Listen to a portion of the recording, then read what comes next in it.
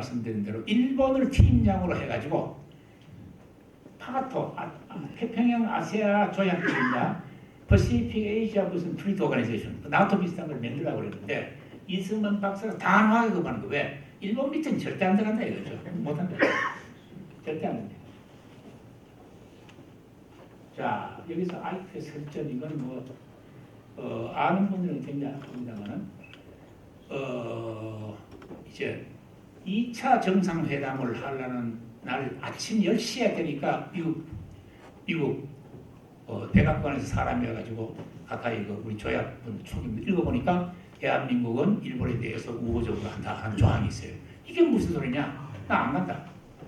정상회담 뭐가 때려쳐도 안 한다. 그러니까 보통 일이 아니지 않습니까? 그 참모들이 가까이 안 됩니다. 가야 됩니다. 그래가지고 6분을 늦게 아이크가 기다리고 있은 거예요. 아이크가. 그런데 거기서 이제 이승만 박사가 처음에 이제 뭐라고 얘기한 거니까 우리가 한국의 중립국 감시단 내줘서 버리자고. 왜? 그 사람들이 이 스파이 행동했대. 북한을 위해서. 그러니까 이승만 박사 아이크들은 대단히 기분이 나빴죠. 그러냐고. 그러니까 그 스파이 노릇하면 미국 비행기 타고 다닌다고. 그러니까 아이크 할 말이 없는 거죠. 그러니까 이승만 박사 따라시다가 일본하고 우원 내가 가는 난 절대 안 한다. 그러니까 아이크는 되게 화가 나고 그냥 뻘떡 일어나는 이자가 하는 거 문 열고 나가버렸네. 그 이승만 박사 딱 보더니 저런 호야한 사람이 있냐고. 근데 그 서양 사람들 있으면 뭐 저런 호야한 놈 다르잖아요. 그 어떻게 번역한 걸 봤더니 일레이처들 저런 호야한 일레이처. 그러니까 전화가 시대 아닙니까? 자기 손님 초청해놓고 자리 박차고 나와버렸으니까 다시 되돌아왔다. 그래서 그럼 그 빼고 다시 얘기하는 이 박사 이래서는 난 바빠서 안 되겠다고. 내일 플러스 클럽에서 연설할 게 내가 준비해서 일어나버린 거예요. 그래서 깨져버려요. 정상회담은 결렬돼버린 거예요. 그거 물론 문제가 있죠, 사실은. 그러나 그런 용기 있는 대통령이 있겠냐, 앞으로도. 누가 어떤 사람한테 그랬어요. 이승만 물러나고 난 뒤에는 그 후임 대통령은 이승만처럼 그런 걸 경쟁하는 대통령 한 사람도 없다. 뭐 좋은 점도 있고 나쁜 점도 있겠죠. 그렇게 이승만 받은. 그러니까 이제 뻘떡 일어나니까 사람들이 있다가 한 표 없이 저기 나와요. 해보록에. 그러고 있다가 그럼 우리도 일어나자 이러니까 이쪽에서 무슨 소리냐? 정상등 정사정 우리끼리 할 게 많이 있다고. 다시 다리를 옮겨가지고 회의를 했다는 얘기는 그건 사파가 있죠. 그만큼 이승만은 말하자면 아이젠하워. 근데 내가 조사해봤더니 아이젠하워하고 이승만하고 나이 차이가 15살 차이예요. 그러니까 이승만은 1875년생이고 아이크는 1890년생이에요. 그러니까 어린애를 보는 거죠. 그러니까 이거 볼 때는 그러니까 저런 고향 잔지 말고. 자, 이게 미국에서 이제 2회 연설을 했는데 2회 연설해가지고 막 칭찬을 받고 이랬는데 이 2회 연설이 이제 문제가 된 거예요. 막 이게 뉴욕에서 막 이렇게 브로드웨이에서 이제 저렇게 막 위에 막 폭발을 뿌리면서 이런 영웅한테 대접 운동을 했는데 뭐라고 얘기하는가 상하 합동 연설회에서 미국은 중국을 쳐라 이거예요. 공산주의는 처음부터 이걸 해야 된다. 그래서 이승만 박사가 보리버 그 책을 보면은 일생일대의 잘못된 연설이다 이거예요, 자기가. 근데 이승만 박사는 아무한테도 안 보이고 자기가 이걸 했다는 거예요. 자기가 초안했다는 거예요. 그러니까 위험한 거예요, 사실은요. 아무리 이 양반이 외교의 귀신이라 하더라도 그런 거 할 때는 참모해야 되고 다 해야 되는 거 아닙니까? 근데 이 양반이 직접 오리고한테도 안 보이고. 그래가지고 결국 아까 말씀드린 미국 프레스 클럽에서 연설을 그런 의미가 아니다 하는 걸 변명하는 걸로 한 거예요. 여기서 이제 문제가 되는 건데, 그러니까 뉴욕 타임스하고 워싱턴 포스트가요 막 맹렬하게 비난해요. 그 연설에 대해서. 보세요. 2회 연설을 하는데 뉴욕 타임스 사설이 뭐라고 하니까 미국 정부가 공식적으로 선언한 정책을 대담하게 반대한 불행한 연설이다. 워싱턴 포스트 뭐라고 하냐? 이승만 대통령의 보전적인 자만은 오로지 대경 실색만을 불러일으켰다. 그 이승만 박사도 이거 딱 이승만 박사는 여론을 굉장히 중요시하니까 이거 큰일 났구나. 그래서 자기가 이걸 이제 바꾼다고 이러고 했는데, 근데 이때 참 미국이란 나라가 희한한 나라인데 이렇게 사설로서 이승만을 비판하니까 이걸 옹호하는 글이 있어요. 그래서 제가 찾아봤는데 보십시오.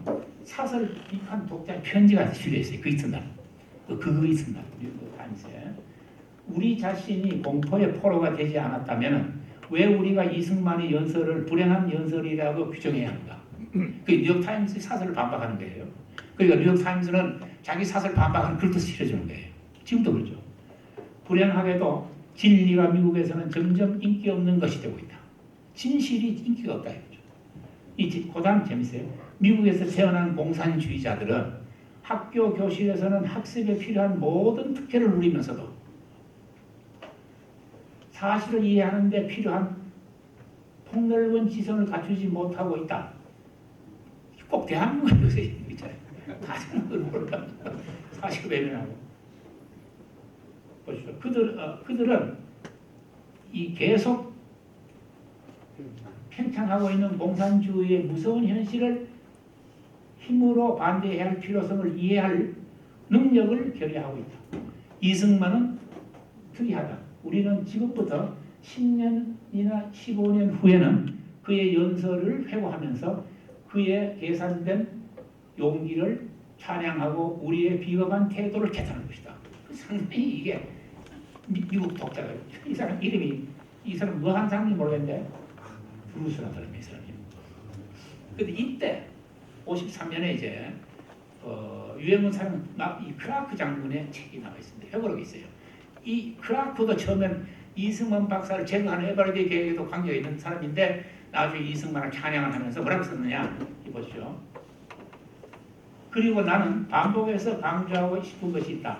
한국에 있어서 우리의 방공 전략에 관한 논란들이 옳고 그름에 대해 아직도 내 마음속에서 완전하게 확신이 서지 않는다. 그러나 역사는 이승만 대통령이 휴전에 반대하고 한국의 이익뿐 아니라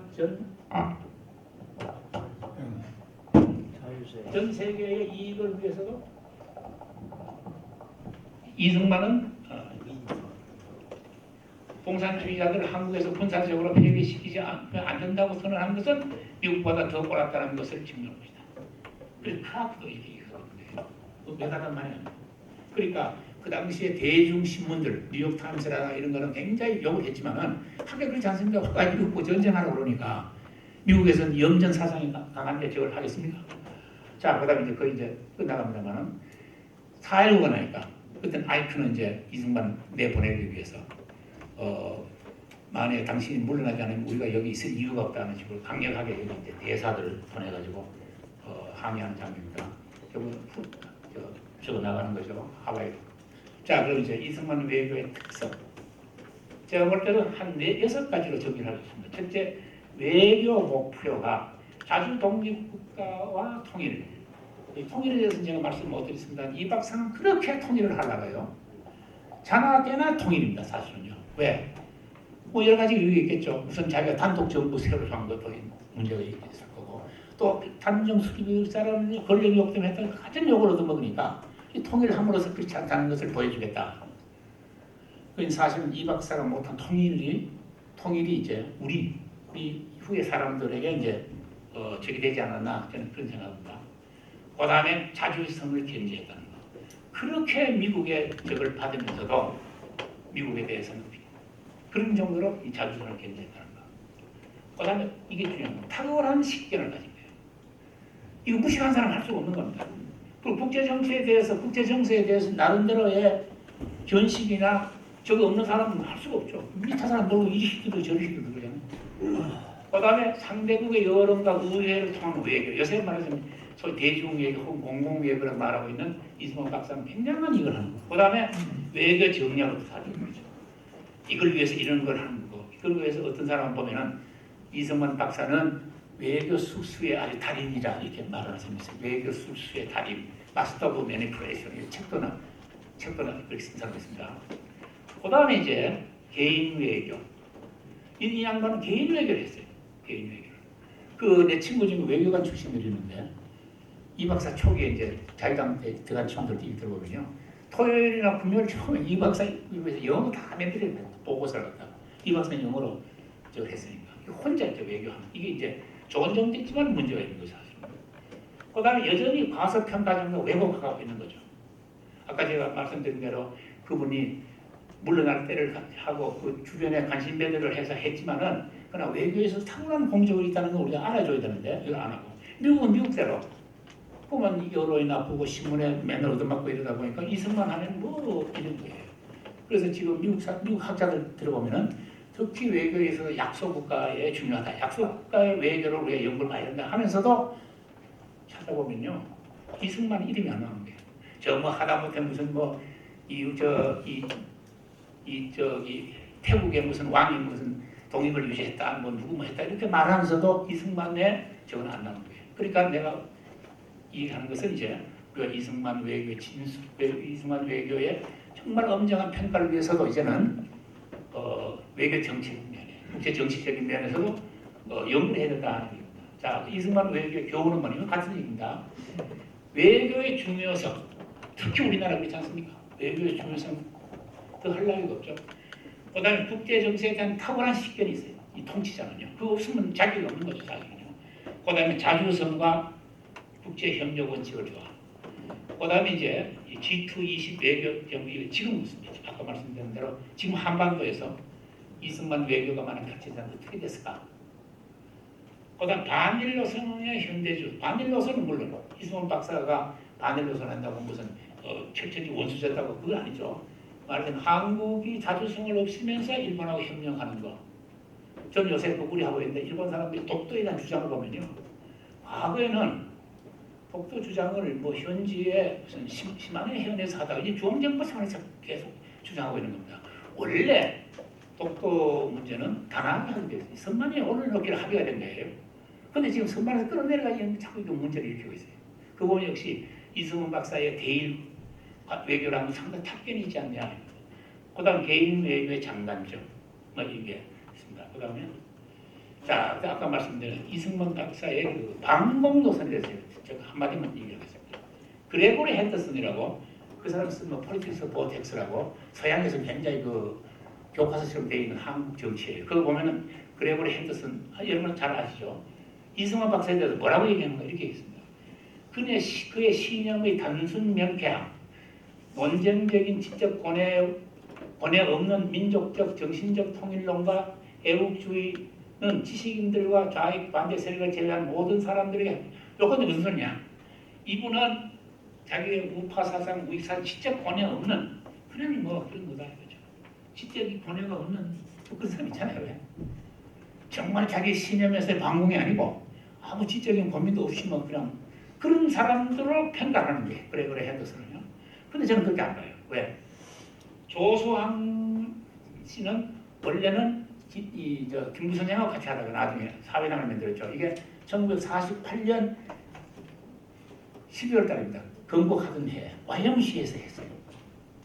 근데 거기에 이승만 박사가 처음에 이것도 제가 그 어떤 자료를 보니까 이승만 박사가 직접 가가지고 했다고 그게 아니고 나중에 보니까 이승만 박사 비서관을 보내가지고 이 축사를 했어요. 이승만 박사. 거기서 뭐라 그랬냐?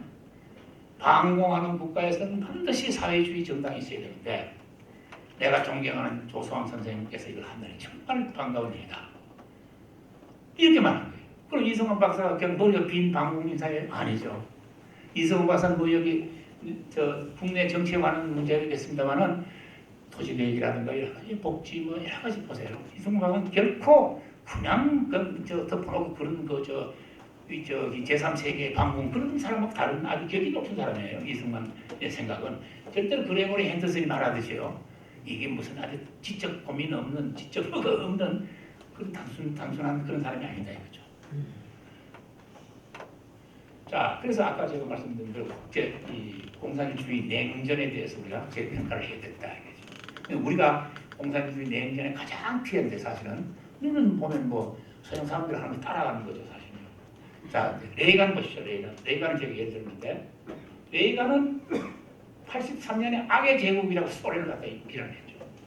악의 축하는 그저 부시는 북한을 흠채버리지만 악의 제국이라고 했죠. 그래서 힘을 통한 평화를 갖다 그랬어요. 그 다음에 이 레이건의 유명한 브란덴부르크 연설이 있습니다. 브란덴부르크 문 있죠. 베를린에 87년에 연설을 했어요. 그러려면 소련은 나오라는 거죠. 그래가지고 바로 89년에 2년 후에 베를린 장벽이 붕괴한 겁니다. 우리가 공산주의를 어떻게 보느냐? 옐친이 뭐라고 그러냐? 공산주의는 러시아의 재앙이다. 이거죠. 이건 언제 그런 얘기했냐? 골바초프하고 둘이 싸울 때야. 골바초프는 소련 공산당을 어떻게 수리해가지고 쓰려고 그랬는데 옐친은 안 된다 이거죠. 죽은 사람한테 루스를 말하면 살아나는 안 된다. 그러니까 다 없애고 우리 자기들이 하자. 그래가지고 그때 발표한 것이 기자회견에서 공산주의는 러시아의 재앙이 왔다 그래가지고 니콜라이 2세 복권하게 되고 소련 다 없애버리고 다 이렇게 된 거 아닙니까? 러시아 공산주의 종주는 러시아가 이렇게 러시아의 친대통령이 이렇게 한 거예요. 자, 그러니 어떻게 되느냐? 우리 신문에 났습니다. 우리 종합해서요. 보십시오. 이게 레이건이 처음에 소련을 악의 제국이라고 하는 연설입니다. 이게 브란덴부르크 문에서 여기 연설하고 나오죠. 이래가지고 동물화파 사람들은요, 레이건 때문에 자기들이 자유화됐다고 생각을 해요. 우리는 레이건 그러면은 그 사람 뭐 영화 배우 출신이고 뭐 그 사람 뭐 그렇게 생각하잖아요. 그게 아니에요. 이거 보시죠. 동물화파의 중요한 요소에서의 레이건의 동상이 다 써 있습니다. 바르샤바. 그 런던이죠, 런던. 그 다음에 필리핀 시리랑 이거든요. 이 조지아, 그루지아라는 나라입니다. 그루지아의 동상이 써 있죠. 그 다음에 이건 부다페스트. 또 보십시오. 또 최근에 작년에 얼마 전에 됐죠 이거. 예. 이거 어디 있으면 그다음스크라고 여러분 아시다시피 폴란드의 자유노조가 설립된 그다음스크의 제국장입니다. 이거는 옛날에 이 교황이 백악관에 왔을 때 그거 보여주고 사진을 그냥 그대로 입는 거예요. 그대로. 또 최근에요. 며칠 안 됐죠. 근데 우리는 어떠냐? 내가 다 통상 막 천혜하고 야가이고 이거는 저 임진각에가 푸른만 동상 하나 있어요. 이거 뭐 누구 있는지도 모르게 사거든요. 이런 것이 우리가 말하자면은 우리나라처럼 이렇게 반공의 공산주의에 말하자면은 피해를 입은 나라에서 확실한 이런 걸 못하게 있는 게 여러 가지 이제 문제가 있는데 첫째는 이승만 박사에 대한 개인적인 그 비판인 것도 있고 또 아까 말씀드렸듯이 미국을 비롯해 전 세계적으로 지식인들 간에 아직도 뭐 자기가 지식인 척 하려고 그러면 공산주의에 상당히 뭐 이해가 있고 뭐 회의하는 것 같은 그런 거 있잖아요. 그런 것 때문에 이제 그거인데 이런 것이 우리가 이승만의 반공에 대해서 우리가 재평가할 때가 왔다. 이런 얘기입니다. 자 이제 고맙습니다.